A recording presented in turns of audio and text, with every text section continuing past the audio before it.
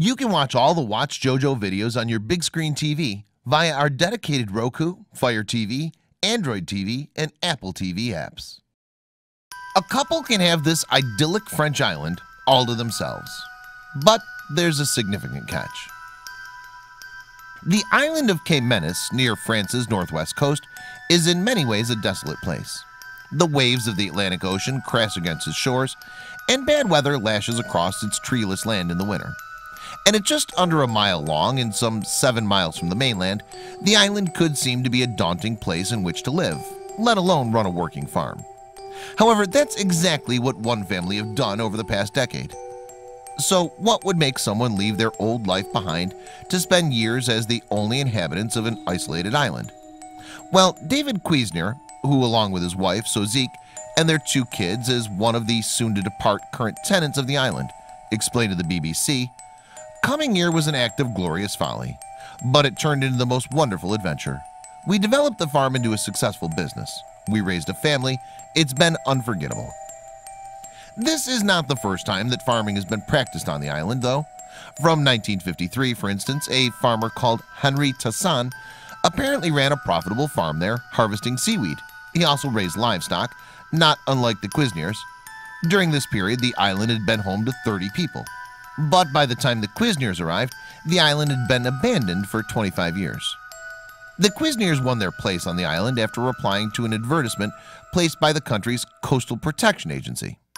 In return for living there, they agreed to look after the island and run the farm in a profitable way. And now it seems that's another family's turn to become the island's caretakers. Living on an island barely a mile long that's inhabited only by birds, seals, and farm animals might seem daunting. But the Kuisners moved there in 2007, now live in relative luxury when compared to their first 6 months on Menes. Back then, you see, they had no running water or electricity. Those first weeks on the windswept island must have been very challenging indeed. And the evidence backs this up.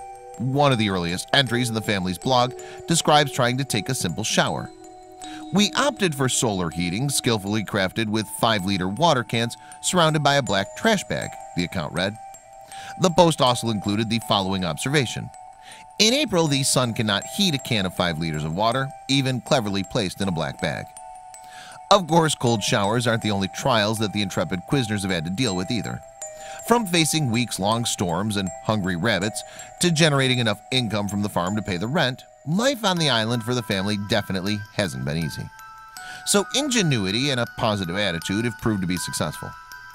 "One year we lost a whole potato crop because of rabbits," David Kuisner told the BBC. "But luckily we've diversified with other activities, so we just got on with it.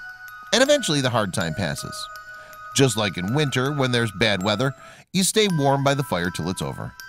The Kuisners have certainly seen their share of bad weather as well. In 2014, for example, the island experienced a salt fog. David describes this as being like a sandstorm but made up of salt sucked from the sea by the gale force winds. Not something in which anyone would relish farming. Meanwhile, in 2008, a year after the Kuisners had moved to the island, another storm had brought with it a macabre discovery. Walking along the beach alone, David had actually found 4 skeletons that had been unearthed by the ferocious waves. The most likely explanation seemed to be that the remains belonged to unfortunate sailors killed in a shipwreck and washed ashore years earlier. Another grisly incident was when Sozik Kuisner accidentally sliced off her fingertip. As a result, the local emergency services were likely really put to the test. They proved very efficient, however, as within 20 minutes a helicopter ambulance had arrived. Despite all the difficulties, though, David and Sozik said that they thrived on the island. As well as creating a profitable farm, they also added 2 children to their family. And during their time on the island, they've made plenty of changes to the landscape too.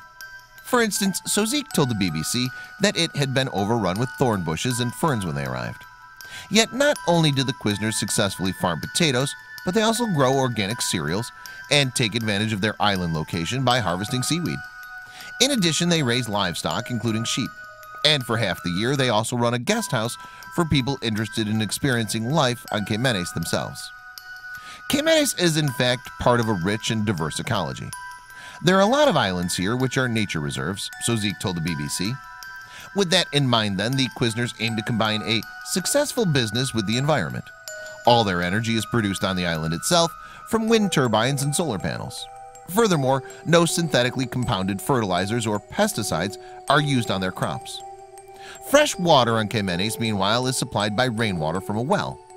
Any wastewater is cleaned through phytoremediation, which means using vegetation to remove impurities in order to minimize pollution. And even the toilets on the island make use of sawdust rather than precious water.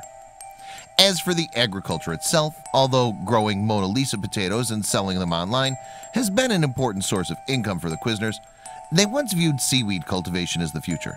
In fact, they had plans to set up a factory on the island to process the seaweed into edible products, such as pickles. But unfortunately, the water on the island was not up to French food production standards. If there's one issue that the Quizzners have not had to deal with on Caymanes, though, it's loneliness. The fact is, we live in modern times, they explained. From the farm, we can see the mainland and the other inhabited islands. We have the internet, we have constant visitors. Never once have we felt alone. And that's no doubt a heartening revelation for the future occupants. There are a number of reasons why the Quizzners are leaving the island, however.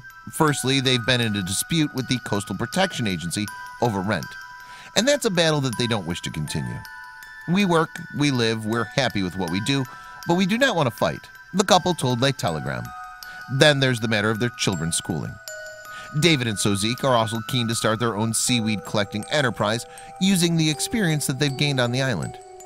We've given our time and energy to Caymanes for 10 years. We want to think a little bit about us today, they explained. But will the Quizzners feel sad to leave their island home?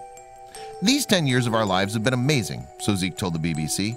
But if we've decided to go, it's because we have new plans. So yes, it'll be emotional. It's a chapter of our lives ending, but not sad. Please don't forget to share the video with your friends below.